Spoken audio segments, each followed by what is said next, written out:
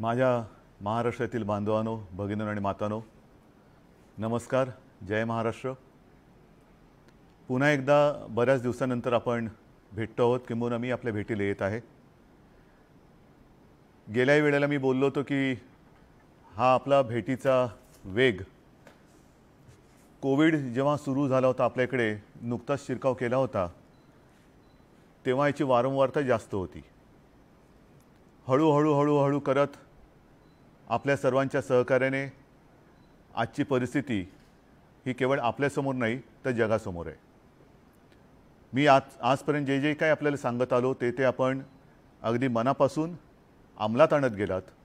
आणि म्हणूनच मी म्हणेन की आजची परिस्थिती ही नक्कीच आपण पूर्णपणे त्याच्यावरती काबू मिळवला नसला तरी काही प्रमाणात नक्कीच नियंत्रण मिळवलेलं आहे. जवळपास सर्व गोष्टी आता उघडलेल्या आहेत. रहदारी सुरू झालेली आहे, कारभार आपले सुरू झालेले आहेत, सगळीकडे येणं जाणं भेटणं ह्याही गोष्टी सुरू झालेल्या आहेत. मात्र मी आपला कुटुंब प्रमुख म्हणून प्रत्येक पावलावरती सावध रहा, सावध रहा, सावध रहा हे सांगणं माझं कर्तव्य आहे. जसं आपण म्हणतो ना की पाऊस येण्यापूर्वी तो आपला पावसा पक्षी येतो, पेरते व्हा पेरते व्हा. आणि तो एकदा त्याची साथ आल्यानंतर आपला शेतकरी राजा सुखावतो आणि मग तो त्याची शेतीची कामं हाती घ्यायला लागतो. त्याचप्रमाणे मी थोडंसं आपल्याला प्रत्येक पावलावरती सावध रहा, सावध रहा, सावध रहा हे सांगत आलेलं आहे आणि याही पुढे सांगणार आहे.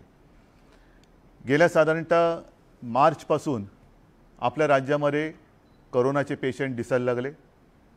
त्याच्यानंतर त्याची वाढ किती झाली, ते कमी कसे झाले, दुर्दैवाने मृत्यू किती झाले, हे सर्व काही आपण जगासमोर अत्यंत पारदर्शकपणाने ठेवलेले आहे.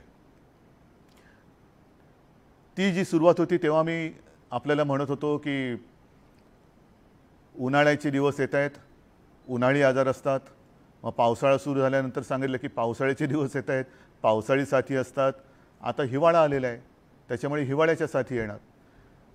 मी मुद्दामून याची आठवण का करून दिली की उन्हाळा आणि पावसाळा कोविड व्यतिरिक्त इतर ज्या काही साथी येणार होत्या किंवा येत असतात त्यांना आपण पायबंद घालू शकलो. तशा त्या साथी आल्या नाहीत. सर्दी, खोकला, ताप वगैरे ह्या काही गोष्टी, किंबहुना पावसाळ्यामध्ये पोट बिघडणे, ह्या साथी, हे आजार हे त्या काळात आले नाही. ह्याचं कारण एक तर आपल्याकडे लॉकडाऊन होता, आपण बाहेर येणं जाणं करत नव्हतो, आलो गेलो तर मास्क लावत होतो, हात धुत होतो, अंतर ठेवत होतो. आता मात्र गर्दी वाढल्यानंतर, रहदारी वाढल्यानंतर थंडीचे आजार काही प्रमाणात नक्की दिसायला लागलेले आहेत. म्हणजे थ्रोट इन्फेक्शन असेल, सर्दी, खोकला, थोडा ताप असेल, या सर्वांवरती औषधं जरी असली तरी प्रतिबंधात्मक इलाज जो कोविडसाठी आहे तोच आहे. मास्क लावा, हात धुवा, अंतर ठेवा. हे जर का आपण कटाक्षाने पाळलं तर कोविडच काय, इतर कोणतेही साथीचे आजार हे आपल्यापासून, म्हणजे आपण त्यांच्यापासून अंतर ठेवलं तर तेही आपल्यापासून अंतर ठेवू शकतात. काल परवाकडे आपण ऐकलं असाल की आपले देशाचे आरोग्यमंत्री आहेत हर्षवर्धनजी, त्यांनी सांगितले की वॅक्सिन आलं तरी मास्क हा तुम्हाला लावावा लागणार. म्हणजेच वॅक्सिन अजूनही पत्ता नाही आहे. येईल येईल येईल येईल तेव्हा येईल, आल्यानंतर आपल्यापर्यंत सर्वांपर्यंत पोचेल तेव्हा पोचेल. परंतु ते घेतलं तरी देखील मास्क लावणं हे बंधनकारक माझ्या मते किमान पुढचे 6 महिने तरी आहे, किमान 6 महिने. आणि आता तर माझ्याकडे बातमी आलेली आहे, आपल्याकडे सुद्धा आलेली आहे. माझ्याकडे काही खास अशी वेगळी गुप्त यंत्रणा नाही आहे. ज्या प्रसारमाध्यमातून आपल्यापर्यंत बातमी येते त्याच प्रसारमाध्यमातून माझ्याकडे आलेली आहे. विशेषतः युरोपमध्ये आणि इंग्लंडमध्ये, म्हणजे आपल्यापासून ते आता 4.5-5 तास मागे असतील, दिवस तिथे उजाडला असेल, आजपासून तिथे आजपर्यंत नव्हता असा कडक लॉकडाऊन त्यांनी जाहीर केलेला आहे, ज्याला टायर 4 म्हणतो. का करावा लागलेला आहे? 2 गोष्टी आहेत. एक तर आपल्याकडचे सणवार आता सगळे जवळपास झालेले आहेत. आता येणार ते new year, happy new year. आपण नवीन वर्ष सुखाचे, समृद्धीचे, भरभराटीचे, आरोग्याचे जावो अशी एकमेकाला शुभेच्छा देत अशा शुभेच्छा देत नववर्षाचं स्वागत करतो. तसंच तेही करणार. आणि हाच एक जो काही टप्पा आहे तो तिथे फार गर्दीचा असतो. एक तर कडाक्याची थंडी आहे, त्याच्यामुळे गर्दी टाळण्यासाठी म्हणून त्यांनी लॉकडाऊन तर केलेलं आहेच, पण त्याहीपेक्षा एक वेगळी बातमी अशी आहे की ह्या कोरोनाने तिकडे आपला थोडासा अवतार बदललेला आहे. त्याला वैद्यकीय भाषेत किंवा त्या त्या संज्ञा ज्याला असते त्याला R0 असा एक तो व्हायरस आहे. हा व्हायरस काय करतो तर तो झपाट्याने पसरतो. म्हणजे आजपर्यंत कोरोनाचा व्हायरस ज्या गतीने पसरत होता त्याच्यापेक्षा काही अधिक पटीने, म्हणजे असं म्हणा ना की काळाप्रमाणे बदलायला पाहिजे, तो व्हायरस पण बदलला. त्यांनीसुद्धा आपला वेग वाढवलेला आहे. काळाप्रमाणे त्यांनी त्याची गती वाढवलेली आहे आणि तिथे आता हीच भीती आहे की जर लॉकडाऊन नाही केला तर झपाट्याने पसरणारा हा व्हायरस आणखीन गेल्या वेळेपेक्षा अधिक मोठा हाहाकार तिकडे पसरू शकेल. आता हे बघितल्यानंतर त्यांच्याकडून आपल्याला काही गोष्टी शिकायला पाहिजेत. जसजसं आता हे वर्ष सरते हळूवारपणाने थोडंसं आपण सुद्धा एक रिलॅक्स मोडमध्ये येतो आहोत. येणं जाणं सुरू झाल्यानंतर सुट्टीचा सीझन आहे, इतर राज्यांमध्ये जाणं येणं सुरू झालेलं आहे. अनेक जण मला सांगतात की अहो आता काय करणार, परदेशातून येणाऱ्या ह्या प्रवाशांच्या टेस्ट थांबवा ना. म्हटलं कशा थांबवू शकतो, तिथे जर काही संक्रमण अधिक वेगाने होणारा व्हायरस आला असेल तर मग ते संक्रमण आपण चेकिंगशिवाय आपल्याकडे घ्यायचं का, जे सुरुवातीच्या काळात झालं त्याची पुनरावृत्ती करायची का. आणि म्हणून मला असं वाटतं की थोडंसं धीम्या गतीने आपण जातो आहोत. काही जणांनी तर मला म्हणजे आपले जे काही तज्ज्ञ लोक आहेत त्यांनी तर सांगितलेले की आता नवीन वर्षाच्या सुमारास नाईट कर्फ्यू जाहीर करा. काही जणांनी सांगितलं की पुन्हा एकदा लॉकडाऊन जाहीर करा. मी आपल्याला पहिलंच विचारलेलं आहे की करायचं का हे. मला नाही वाटत करण्याची गरज आहे. याचं कारण आपण आता नाही म्हटलं तरी यातून अनुभवातून शहाणपण आपल्याला आलेलं आहे. आजपर्यंत काय केलं तर काय होतं आणि काय नाही केलं तर काय नाही होत हे आपण पूर्ण शिकलेलो आहोत. आणि म्हणून मला असं वाटतं अजूनही आपण एका त्या धोक्याच्या वळणावरती आहोत. नाईट कर्फ्यू कायद्याच्या याने लावायचा लावू शकतो, लॉकडाऊन कायद्याने लावायचा लावू शकतो, पण आपण स्वतःहून अनेक जणांना मला धन्यवाद द्यायचे आहेत की मी फिरताना ठिकठिकाणी बघतो बरेच जणं म्हणजे 70-75% लोक तरी स्वतःच्या चेहऱ्यावरती तोंडावरती मास्क घालून हे फिरत असतात. पण उरलेले जे आहेत त्यांना मात्र मी सूचना देतोय की कृपा करून आपणही ही बंधनं पाळा. कारण आपण केवळ आपल्यालाच धोका निर्माण होत आहे असं वागत नाही, तर जर का कर्मधर्म सुयोगाने आपण जर का संसर्गित झालात तर आपल्या माध्यमातून उरलेले 70-75% लोक जे सावधानता बाळगत आहेत, खबरदारी घेत आहेत, त्यांना हा धोका होऊ शकतो, आपल्या कुटुंबियांना हा धोका होऊ शकतो. म्हणून हा जीवाशी खेळ करू नका. आनंद हा थोडे दिवस आपल्याला त्याच्यावरती बंधनं घालण्याची गरज आहे. आणि मला असं वाटतं की आजारापेक्षा इलाजापेक्षा आपण काळजी घेतलेली बरी. आणि म्हणून मी जी माझी नागरिक माता भगिनी आणि बांधव आहेत त्यांना सांगतोय की आपण अजूनही सार्वजनिक ठिकाणी येता जाताना मास्कचा वापर करत नसाल तर स्वतःसाठी, आपल्या कुटुंबियांसाठी आणि आपल्या इतरत्र सगळ्या समाजासाठी मास्क हे सार्वजनिक ठिकाणी वापरण्याचं शस्त्र आहे जे कोरोनापासून आपला बचाव करू शकतो. असो, ह्या गोष्टी आपल्यापर्यंत सर्व पोचत आलेल्या आहेत. मी पोचवण्याचा प्रयत्न करत आहे. पुन्हा एकदा सांगतो की नवीन वर्षाचं स्वागत करताना आपण सावध राहा. अगदी लग्नसराईमध्ये सुद्धा लग्नसराई सुरू झालेली आहे. आपली एक प्रथा आहे, परंपरा आहे, आपण आमंत्रण घेऊन जायचं आणि यायचं. हां, सहकुटुंब सहपरिवार लग्नाला आलंच पाहिजे. हे आपल्या आप्तसखियांना आमंत्रण द्या, कोरोनाला देऊ नका. अनेक ठिकाणी मी बघतो लग्नामध्ये सुद्धा गर्दी वाढते आहे. मग फोटो काढताना जरा मास्क काढून फोटो काढू ना. ठीक आहे, पण जरा अंतर ठेवा. कारण हा व्हायरस कसा कुठून कधी घुसेल हे सांगता येत नाही. म्हणून ही सावधानता बाळगणं अत्यंत गरजेचं आहे. आता ही सावधानता बाळगल्यानंतर आणखीन एक गोष्ट मला आवर्जून त्याचा उल्लेख नक्कीच करावा असं वाटतो. तो म्हणजे गेल्या 28 नोव्हेंबरला आपल्या सर्वांच्या आशीर्वादाने आपल्या ह्या सरकारने, महाविकास आघाडीच्या सरकारने 1 वर्ष पूर्ण केलं. अनेक जण डोळे लावून बसले होते की आत्ता पडेल, मग पडेल, उद्या पडेल. आता पडलंच, हे चालणारच नाही. पण करता करता आपल्या आशीर्वादाने आणि आपल्या विश्वासाने या सरकारने 1 वर्ष तर पूर्ण केलंच.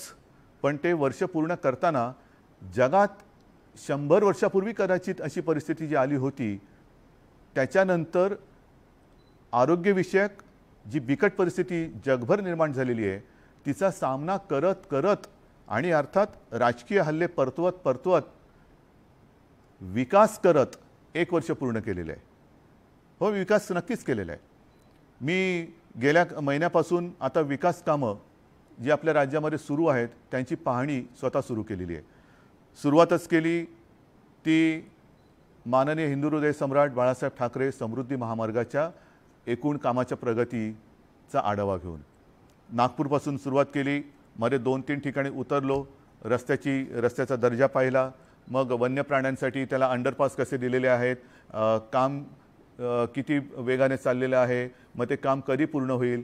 आणि तिथे आपल्याला कल्पना असेल, मी सर्वांशी बोलून जाहीर केलं की येत्या 1 मेपर्यंत नागपूर ते शिर्डी हा जो काय टप्पा आहे हा वाहतुकीला आपण उघडत आहोत.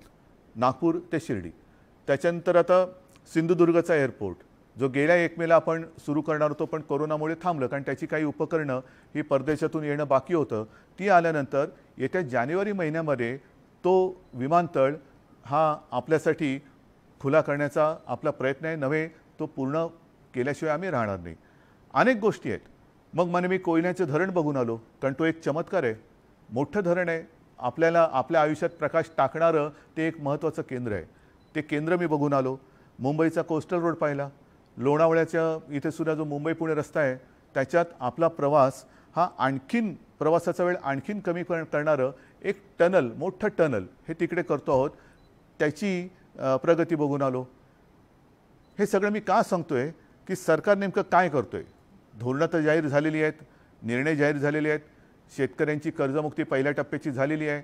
जी संकटं आली त्याच्यामध्ये मग ते निसर्ग चक्रीवादळ असेल, पूर्व विदर्भातला पूर असेल, नंतरची अतिवृष्टी असेल, सततवृष्टी असेल, त्याच्यानंतर कापसाची खरेदी असेल, सगळ्याच बाबतीत जे काय करता येणं शक्य असेल ते आपण पूर्ण करतो आहोत. हे करताना आपल्याला सर्वांना कल्पना आहे आर्थिक चणचण आहे, नक्कीच आहे. आर्थिक चणचण हे मी एवढ्यासाठी सांगतोय कारण आपल्यात असं म्हटलं जातं की सगळी सोंगं आणता येतात पण पैशाचं सोंग आणता येत नाही. आणि हे प्रामाणिकपणाने मान्य केलं पाहिजे की आर्थिक चणचण ही आहे, पण आर्थिक चणचण असतानासुद्धा केंद्राकडनं येण्याचे पैसे बाकी आहेत, धीम्या गतीने येत आहेत, हळूवार येत आहेत. हे सगळं जरी असलं तरी आपण रडत नाही बसलेलो आहोत. आपण आत्मविश्वासाने एक पाऊल पुढे टाकत चाललेलो. एक गोष्ट आणखीन समाधानाची आहे की जगभर लॉकडाऊन असतानासुद्धा आपल्या महाराष्ट्राने जो विश्वास आणि आपली प्रतिमा जी जगभर केलेली आहे त्यातून काही हजार कोटींचे सामंजस्य करार हे अनेक राष्ट्रीय आणि आंतरराष्ट्रीय कंपन्यांसोबत आपण केलेले आहेत. अनेकदा असं होतं की करार कागदावरती राहतात, करार होतात आणि पुढे ते सगळे करार रद्दीत जातात. तसं नाही आहे. मी आपल्याला गेल्या वेळेला सांगितलं होतं की जून-जुलैमध्ये जे करार झाले होते त्यातले जवळपास 70% काम म्हणजे काय, जागेची देणं असेल, त्यांचं कागदपत्रांची पूर्तता असेल, ह्या सगळ्या गोष्टी ह्या पूर्ण झालेल्या आहेत. त्याच्यात आणखीन आता प्रगती झालेली असेल. तर एकूण काय की आपण ह्या सगळ्या गोष्टी करतो आहोत, करत चाललेलो आहोत. मध्ये 2 दिवसाचं आपलं विधानसभेचं अधिवेशन झालं. त्या अधिवेशनाच्या शेवटच्या टप्प्यात मी जाहीर केलं की आपला महाराष्ट्र हा गडकिल्ल्यांचा आहे, लढवयांचा आहे, छत्रपती शिवाजी महाराजांचा आहे, तसाच तो आपल्या साधू संतांचा आणि देवादिकांचा पण आहे. एक संस्कार आपल्याला महाराष्ट्राला आहेत, संस्कृती आपल्या महाराष्ट्राची आहे. आपल्याकडे संस्कृती आहे, विकृती नाही आहे. हा जो काही वारसा आहे, वसा आहे, तो वारसा हा आपण जपला पाहिजे. मग काय करायचं. संस्कार आणि संस्कृती आहेच, पण आपली जी काही श्रद्धास्थानं आहेत ती म्हणजे आपली प्राचीन मंदिरं. अनेक मंदिरं मी मुद्दामून एक उदाहरण देईन की काही वर्षांपूर्वी मी आपल्या मुंबईच्या बाजूला अंबरनाथचं मंदिर आहे, अंबरनाथ शिवमंदिर, त्या अंबरनाथच्या मंदिरात गेलो होतो काही वर्षांपूर्वी. जाताना नाकावरती रुमाल ठेवूनच आत जावं लागलं. म्हणजे आसपास जणू काही उकिरडा होता, कोणाचंही लक्ष नव्हतं. आपले भक्तगण येत आहेत, करणार काय, मंदिरात जायचं. पण मंदिरात जाताना एक भावना पाहिजे, एक पवित्र भावना पाहिजे, पावित्र्य पाहिजे, स्वच्छता पाहिजे. ही तिथे काही नव्हती. आणि मग त्याच्यानंतर मी अभिमानाने सांगेन आपला खासदार जो श्रीकांत शिंदे आहे, श्रीकांतला मी सांगितलं की अरे श्रीकांत, तुझ्या वॉर्डामध्ये हा मोठा असा हा ठेवा आहे, काहीतरी कर. आणि त्याच्यानंतर त्यांनी जे काही तिथे केलेलं आहे अजूनही करतोय. अंबरनाथ महोत्सव सुरू केला, आणखीन तिकडे सुधारणा करतोय, बऱ्याच काही गोष्टी करतोय. अशा पद्धतीने एवढ्या जरी नसल्या तरी निदान साफसफाई स्वच्छता येण्या जाण्याची उत्तम सोय, जर कोणी तिकडे आजूबाजूला राहायचं म्हटलं तर राहण्याची सोय, एक बाग बगीचा, म्हणजे गेल्याबरोबर वाटलं पाहिजे मंदिरात जाण्याच्या आधीपासून मनात एक पवित्र भावना निर्माण झाली पाहिजे.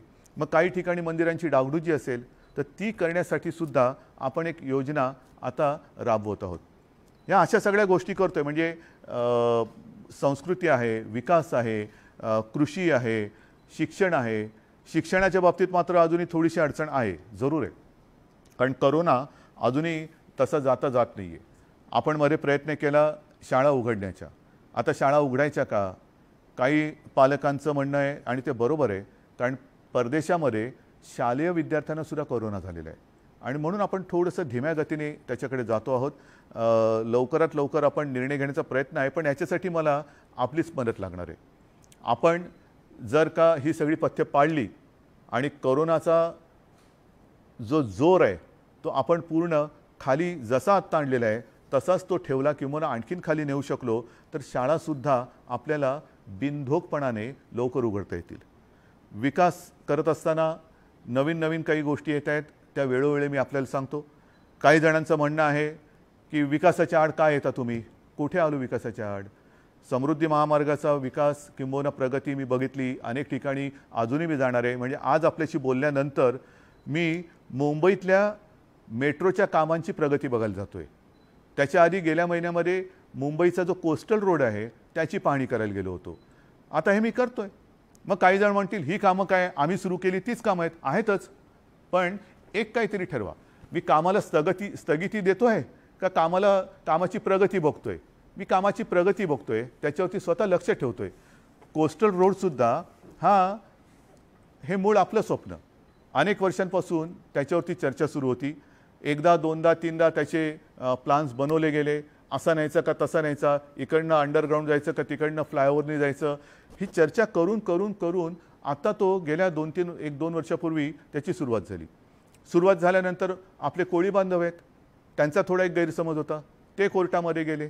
आपण कोर्टामध्ये जाऊन आपली बाजू मांडली, त्यांना समजून सांगितलं आणि आता मात्र तो वेगाने सुरू झालेला आहे. हे अशा गोष्टी होत असतात.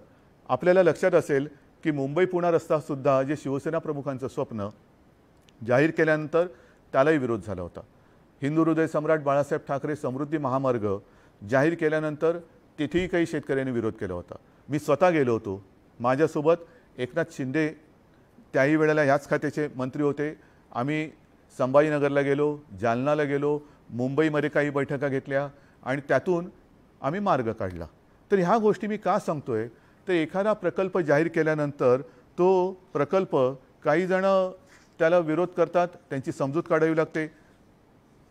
काही ठिकाणी आपल्याला थोडासा प्रकल्प बदलावा लागतो. काही ठिकाणी आपल्याकडे जसजसं काळ बदलतो तसतसं त्याची व्याप्ती वाढते, ती वाढवावी लागते.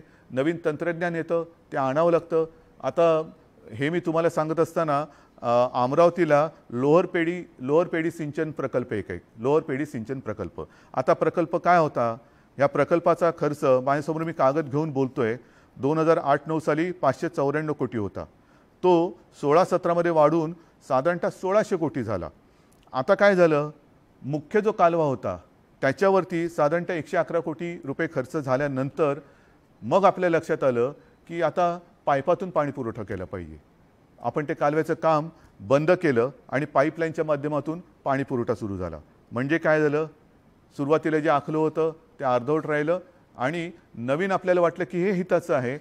ते हिताचं जे आहे ते करणं हे सरकारचं काम आहे. विकास कामं विकास घाईमध्ये काहीतरी केलं म्हणजे विकास होतोच असं नाही.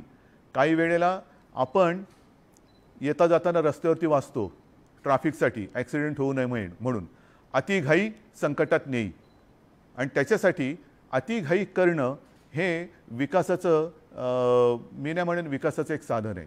आपल्याला विकास पाहिजे आणि हा विकास आत्तापुरता नसून पुढच्या काही काळासाठी पाहिजे. त्याच्यानंतर आणखीन एक आहे शेलगाव बॅरेज जळगाव. आता तिथे सुद्धा प्रकल्पाची मूळ किंमत होती 198, ती पहिली त्याच्या सुधारित मान्यता झाली 699, आता झाली 968. त्याच्यानंतर काय झालं? 2011-12 मध्ये तापी नदीतील मोठ्या पुरामुळे पाणी वाढून धरणाच्या दरवाजांची जी पातळी होती ती साधारणतः 9.25 मीटरनी वाढवण्यात आली.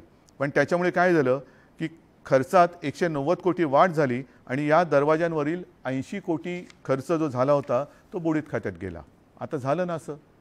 मग हे मी तुम्हाला का सांगतोय, साहजिकच आहे सध्या ज्याच्यावरून थैथॅट केला जातोय तो कांजूरमार्गचा विषय, मेट्रो कारशेड. मी अहंकारी आहे, जरूर माझ्या मुंबईबद्दल मी अहंकारी आहे, माझ्या मुंबईकरांसाठी आणि महाराष्ट्राच्या हितासाठी मी अहंकारी आहे. का नसावा अहंकारी? याचं कारण असं की आरे कारशेड जी आपण करणार होतो ती मेट्रो 3च्या लाईनसाठी, मेट्रो 3. आता त्याच्यामध्ये आरे कारशेडमध्ये किती जागा आपण घेतली होती किंबहुना त्याच्यासाठी प्रस्तावित होती, तर साधारणतः 30 हेक्टर. या 30 हेक्टरमध्ये 5 हेक्टरमध्ये ही झाडं लावणं किंबहुना तिथे घनदाट झाडं आहेत म्हणून आपण आज लेखी दिलेले आहे की ती जागा वापरणार नाही. आता ती जागा जर का वापरणार नाही तर ती जागा या प्रकल्पात घेतली कशाला आहे? म्हणजेच असं की 25 हेक्टरची जागा जिचं काम 2023 साली पूर्ण होणार ती त्याच्यानंतर 2-5 वर्षामध्ये कमी पडणार. मग आपण म्हटलेलंच आहे 5 हेक्टर या प्रकल्पामध्ये, मग ती झाडं कापा, ती जागा घ्या. ती जागा घेतल्यानंतर पुन्हा 2031-35 पर्यंत ती जागा कमी पडणार, आणखीन घ्या, आणखीन घ्या. म्हणजे जंगल मारत मारत मारत हे खतम करायचं आणि तिकडे फक्त एका लाईनसाठी आपण कार डेपो करायचा.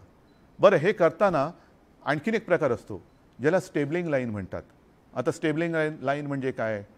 तर साधारणतः असं आहे की हे जे मार्ग आहेत, मेट्रोचा मार्ग आहे हा ठरलेला आहे, जसा रूळ असतात तसे ते मार्ग आहेत. त्याच्यावरती पीक आवर ज्याला म्हणतो, म्हणजे सकाळचा आणि संध्याकाळचा ऑफिसमधून घरून ऑफिसमध्ये जाण्याचा आणि संध्याकाळी ऑफिसमधून घरी जाण्याचा काळ, ह्या काळामध्ये आपल्याला अधिक लोकल्स जशा अधिक लागतात तशाच मेट्रोच्या कारसुद्धा किंवा त्या ट्रेनसुद्धा ह्या जास्त लागणार.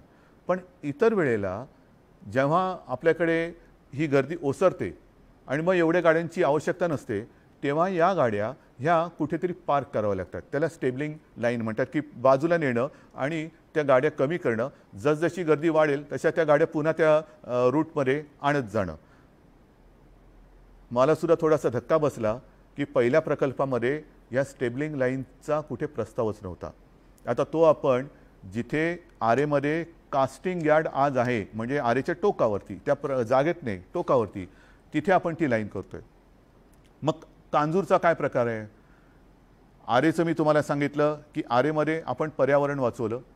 आरेच्या इथे आपण जो संजय गांधी राष्ट्रीय उद्यान आहे त्याची व्याप्ती वाढवून साधारणतः 800 एकरचं मोठे जंगल केलं.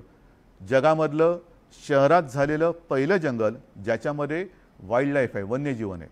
आणि ह्याच्या तुलनेत कांजूरचं काय प्रकरण आहे? ही 30 हेक्टर वजा 5 हेक्टर म्हणजे 25 हेक्टर जागा आणि कांजूरची ही 40 हेक्टर जागा. म्हणजे सुरुवातच 25 आणि 40 एवढा फरक आहे.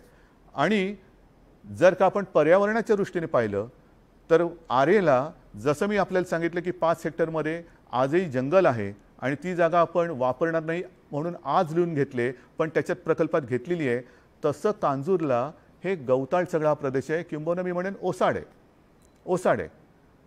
आणि कांजूरची जागा आपण एवढ्यासाठी घेतली की आरेला फक्त मेट्रो 3ची कारशेड होणार होती, कांजूरला मात्र 3, 4 आणि 6 ह्या 3 लाईन्सच्या कारशेड आपण तिकडे करू शकतो. काय फरक आहे की नाही आहे? जागेत फरक आहे, जागेच्या पर्यावरणात किंवा झाडी झुडपांमध्ये जंगलांमध्ये तो फरक आहे. एकाच लाईनसाठी कार डेपो होणार होता, मग त्याच्यानंतर 4 आणि 6 मध्ये त्याचं तुम्ही काय करणार होतात? मग आपण तिन्ही लाईनचे कार डेपो एकत्र करू शकतो. त्याच्यानंतर त्याही पलीकडे तिथे जे काही जंक्शन होईल तिथून मेट्रो 14 म्हणजे ती कुठपर्यंत जाणार? थेट अंबरनाथ बदलापूर, थेट अंबरनाथ बदलापूर. म्हणजे माझा अंबरनाथ बदलापूरचा जो काही नागरिक आहे, माता भगिनी आहेत, त्या इकडे आल्यानंतर एखादं स्टेशन बदलून ते अंधेरीपर्यंत जाऊ शकतात किंवा एखादं स्टेशन बदलून ते कुलाब्यापर्यंत येऊ शकतात. मग करायचं की नाही करायचं? आपण जर का विकास म्हणणार असू तर आरेमध्ये केलं तर पुढच्या 5 वर्षामध्ये हे कमी पडणार आणि कांजूरला केलं तर पुढच्या 50 ते 100 वर्षामध्ये आपण हे वापरू शकणार. तुम्ही निर्णय सांगा मला. जे आम्ही करतोय अहंकार आहे का उपयोग आहे? शेवटी माझं कर्तव्य आहे, मी राज्याचा मुख्यमंत्री म्हटल्यानंतर माझ्या राज्यासाठी, माझ्या जनतेच्या हितासाठी पुढच्या 5, 50, 100 वर्षासाठी जे उपयुक्त राहील ते करणं हे मी मुख्यमंत्री म्हणून करणार. ह्याच्यात चूक काय मी चूक करतोय? पण दुर्दैव काय वाटलं मला की आपल्या विरुद्ध कोर्टात कोण गेलं? केंद्र सरकार. ते सॉल्ट कमिशनर कशासाठी जात आहे? कशासाठी खेचाखेची करताय? मग जर का खेचाखेची करायचीच असेल तर केंद्राचे जे काही प्रकल्प आहेत, बुलेट ट्रेनचा प्रकल्प, ही आपल्या राज्याची हक्काची मोक्याची जागा, म्हणजे ज्याचा उल्लेख कदाचित जगातला सर्वात जास्त महागडा भूखंड अशी होऊ शकेल, असं वर्णन होऊ शकेल असा बांद्रा कुर्ला कॉम्प्लेक्सचा भूखंड काही हजार कोटींचा हा आपण बुलेट ट्रेनला दिला. त्याच्यावरचं इंटरनॅशनल फायनान्स सेंटर हे इतर राज्यामध्ये गेलं. आम्ही खळखळ नाही केली. बुलेट ट्रेनला विरोध होतोय त्या शेतकऱ्यांना मी भेटलो, वाढवणला विरोध होतोय त्या शेतकऱ्यांना मी भेटलो. शेतकऱ्यांना नुसतं अडवून ठेवायचं, त्यांच्यावरती थंड पाण्याचे फवारे मारायचे, असं नाही चालणार. असं नाही चालणार. ही लोकशाही नाही आहे. त्यांच्याशी मी बोलतोय, भेटतोय. परंतु ज्या वेळेला इतर केंद्राचे प्रकल्प येतात तेव्हा आपण खळखळ न करता जमीन देतो. मग ही जमीन भले केंद्राची असेल नसेल त्याचा वाद हा सोडवू शकतो आपण. काही बिल्डर तिकडे गेलेले आहेत, पण वाद आहे म्हणून जागा सोडून द्यायची. मग वाद सोडवणार कोण आणि कोणाच्या घशात ती जागा जाणार? बिल्डरच्या. मग त्याच्यापेक्षा केंद्राने आणि राज्यांनी एकत्र बसून जर वाद सोडवला तर ही राज्याची जागा, जनतेची जागा, तुमची माझी नाही आहे, ही जनतेची जागा आहे. उद्या आम्ही नसू, तुम्ही नसाल, पण जनता असेल, जनतेच्या पिढ्या असतील, त्यांची जागा ही त्यांच्या वापरासाठी जर का आपण उपयोगात आणू शकणार असू आणि आणू इच्छित असू तर ह्याच्यावर खेचाखेची का करायची? चला या बसा. जे काय आहे ते तुझं माझं न करता, किंबहुना आणखीन एक गोष्ट अशी आहे की मुंबईमध्ये दरवेळेला पावसाळ्यामध्ये बातम्या येतात, मुंबईची तुंबई झाली. आता हे खूप आता घासून गुळगुळीत झाले, तुंबई. हे एक तर मान्य केलं पाहिजे की मुंबईची भौगोलिक मांडणी रचना ही समुद्रसपाटीपासून काही ठिकाणी खाली आहे. मग अतिवृष्टी झाली आणि समुद्राला भरती असली तर मुंबईतलं पाणी समुद्रात जाण्याच्या ऐवजी समुद्राचं पाणी मुंबईत येतं, हे सत्य आहे. आणि ह्या सत्याला सामोरं जाताना आपण जी पंपिंग स्टेशन्स करतो आहोत, काही ठिकाणी पंपिंग स्टेशन्स केलेली आहेत, त्या पंपिंग स्टेशनचा उपयोग काय? तर अतिवृष्टी आणि भरती असते तेव्हा त्याच्या तोंडावरची, त्या पंपिंग स्टेशनच्या तोंडावरची जी गेट्स असतात ती आपण बंद करतो. सगळं पाणी जे शहरातलं वाहत येतं ते पंप करून समुद्रात टाकतो. आता ही पंपिंग स्टेशन्स ही नक्कीच उपयोगाची आहेत, पण ही पंपिंग स्टेशन्स करताना माहुलचं पंपिंग स्टेशन आहे. पुन्हा ती जागा ही मिठागराची जागा आहे. गेले काही दिवस, काही वर्ष ही आपण महापालिकेच्या वतीने, राज्याच्या वतीने, मी सुद्धा स्वतः बोललेलो आहे केंद्रात, आम्हाला जागा द्या, आमच्या मुंबईकरांचा त्रास आम्हाला वाचवायचा आहे, मुंबईकरांना पुरमुक्त करायचं आहे. निर्णय येतोय, जागा मिळणार, मग त्याच्यानंतर टेंडर निघणार, मग ते पंपिंग स्टेशन होणार. कशासाठी हा विलंब? कोणासाठी आपण आहोत? आपण जनतेचे सेवक आहोत. ज्याप्रमाणे आपले माननीय पंतप्रधान स्वतःला पंतप्रधान म्हणण्याच्या ऐवजी प्रधान सेवक म्हणतात, तर ते प्रधान सेवक म्हणत असतील तर आपण कोण आहोत? आपण सुद्धा जनतेचे सेवक आहोत. मग जे जनतेच्या हितासाठी आपण करू इच्छितो ते जर न करता आपण आपल्या प्रतिष्ठेचा प्रश्न करणार असू तर मला असं वाटतं आपण खुर्चीत बसायला लायक नाही आहोत. आणि म्हणून मला असं वाटतं की जो काय वाद चाललेला आहे तो राज्य किंवा जनतेच्या हिताचा नाही आहे. तुमची जागा, माझी जागा, मग तुमचे प्रकल्प आम्ही अडवायचे, आमचे प्रकल्प तुम्ही अडवायचे, आणि जेव्हा 5 वर्ष पूर्ण होतील तेव्हा काय केलं? काही केलं नाही, आडवाआडवी केली. हा कद्रूपणा आहे. हा कद्रूपणा सोडायला पाहिजे. माझं तर विरोधी पक्षाला एक आवाहन आहे, आज ह्या माध्यमातून करतोय की चला या, आम्ही तुम्हाला ह्याचं श्रेय द्यायला तयार आहोत की तुम्ही कांजूरचा प्रकल्प तुम्हालाही माहिती आहे, ह्याच्यामध्ये एक तर केंद्र सरकारने ही जागा, ह्याच्यात आता त्याच्यामध्ये किचकटपणात मी जात नाही कारण त्याचे कागदपत्र दोन्हीकडे आहेत. आम्ही आमची जागा म्हणतोय, त्यालाही आधार आहे. तुम्हाला काही आधार असेल तुम्ही घ्या, मध्ये कोणी बिल्डर असेल ते करा. पण माझं विरोधी पक्षाला म्हणणं आहे, चला तुम्ही हा प्रश्न सोडवा, कारण हा प्रश्न तसा बसलो तो सुटू शकतोय. तुम्हाला मी श्रेय देतो, पण इथे माझ्या इगोचा विषय नाही आहे आणि तो तुमच्याही असता कामा नये.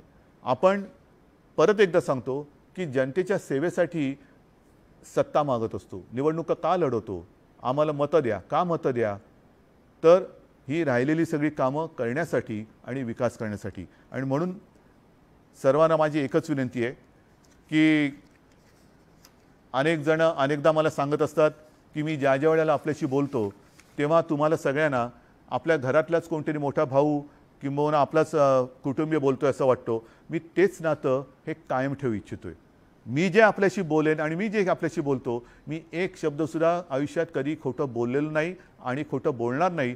तुमचा जो आशीर्वाद आहे आणि तुमचा जो विश्वास आहे त्या विश्वासाला तडा जाईल असं मी कदापि करणार नाही. कारण मी ज्या खुर्चीत बसलोय त्या खुर्चीचं महत्त्व मला माहिती आहे. या खुर्चीमध्ये वैयक्तिक आवडनिवड ठेवून चालत नाही. जे जे माझ्या महाराष्ट्राच्या हिताचं आहे, माता भगिनींच्या आणि बांधवांच्या हिताचं आहे, मी तेच करणार आणि त्याच्यासाठी हट्ट न करता पाठपुरावा नक्की करणार. पण आज मी ह्या सगळ्या गोष्टी आपल्याला सांगितलेल्या आहे. पुढे जे काय होईल ते जगजाहीर होणार आहे. आणि म्हणून मला असं वाटतं अजूनही वेळ गेलेली नाही. विकासाला थोडासा अवधी लागला तरी चालेल, वेळ लागला तरी चालेल, पण विकास हा दूरगामी त्याचे परिणाम लक्षात घेऊन झाला पाहिजे. आणि तो जर का नसेल तर तात्कालिक विकासाला काडीचा अर्थ नसतो. ज्याप्रमाणे आपल्याला माहिती आहे की मुंबईमध्ये सुद्धा काही ठिकाणी स्कायवॉक केले गेले होते. आम्ही राहतो त्या कलानगर जंक्शनला स्कायवॉक झाला होता. काही वर्ष राहिला तो, मग ते हालायचा, लोक म्हणायचे तो जाताना हलतो, हे होतो ते होतो. आणि आता जर बघितलं तर तो स्कायवॉक तोडावा लागला, कारण प्लॅनिंग नव्हतं. करायचं म्हणून केलं आणि नारळ फोडले, उगाचच काहीतरी फिरलं म्हणजे विकास नाही. खोटे विकास नको. ह्याच्यामध्ये वेळही जातोय, पैसाही जातोय आणि प्रगतीसुद्धा अडते. आणि त्याच्यासाठी मला असं वाटतं जे काही आपण करू ते विचार करून समजून करू आणि भावी पिढ्यांच्या भवितव्याचा विचार करून करू, एवढीच माझी एक नम्र विनंती आहे. सर्वांना मी पुन्हा एकदा धन्यवाद देतो. पुन्हा एकदा सांगतो, कोरोनाचा धोका हा टळलेला नाही आणि तो टाळायचा असेल तर आपण कुठेही गाफील राहू नका. अनावश्यक ठिकाणी गर्दी करू नका. उगाचच रात्री संध्याकाळी एकत्रित येऊन मास्क काढून बोलू नका. मास्क लावा, अंतर ठेवा आणि हात धुत राहा. धन्यवाद. जय हिंद, जय महाराष्ट्र.